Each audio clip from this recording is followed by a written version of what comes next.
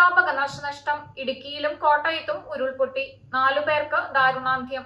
തൃശൂർ ഉൾപ്പെടെ വിവിധ നഗരപ്രദേശങ്ങൾ വെള്ളക്കെട്ടിന്റെ പിടിയിലായി. തൃശൂർ, പത്തനംതിട്ട, കോട്ടയം, ഇടുക്കി, മലപ്പുറം, കോഴിക്കോട്, വയനാട്, കണ്ണൂർ, കാസർഗോഡ് ജില്ലകളിൽ ശനിയാഴ്ച റെഡ് അലർട്ടാണ്. കുടയത്തൂർ അടൂർ മലയിലുണ്ടായ ഉരുൾപൊട്ടലിൽ മഷിക്കലേൽ വീട്ടിൽ സുമതിയാണ് മരിച്ചത്.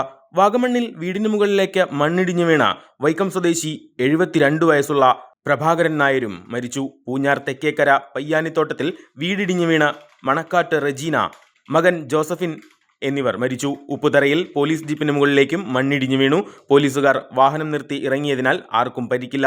ഇടുക്കി ഏലപ്പാറ ചെമ്മണ്ണ് ഭാഗത്ത് വീടിന് മുകളിലേക്ക് മണ്ണിടിഞ്ഞു വീണു. ഈരാറ്റുപേട്ട വാഗമണ്ണിൽ റോഡിലേക്ക് മണ്ണിടിഞ്ഞ് ഗതാഗത തടസ്സവുമുണ്ടായി. KK റോഡിൽ വെള്ളം കയറി. കോട്ടയത്തിന്റെ കിഴക്കൻ മേഖലയിലും ശക്തമായ മഴയാണ് അനുഭവപ്പെടുന്നത്. മൂന്നിലവിൽ ഉരുൾപൊട്ടിയതിനെ തുടർന്ന് KSRTC പാലാ ഡിപ്പോയിലെ ഡ്രൈവർ രാജേഷിന്റെ വീട് പൂർണ്ണമായും ഒലിച്ചുപോയി. വിവിധ കേന്ദ്രങ്ങളിൽ ദുരിതാശ്വാസ ക്യാമ്പുകളും തുറന്നിട്ടുണ്ട്. പൂഞ്ഞാർ പയ്യാനിത്തോട്ടത്ത് ഉരുൾപൊട്ടലിൽ വീട് മണ്ണിനടിയിലായി. കൂട്ടിക്കൽ പഞ്ചായത്തിലെ കൊടുങ്ങയിലും ഉരുൾപൊട്ടി. കൂട്ടിക്കൽ ടൗണിലും വെള്ളം കയറിയ നിലയിലാണ്.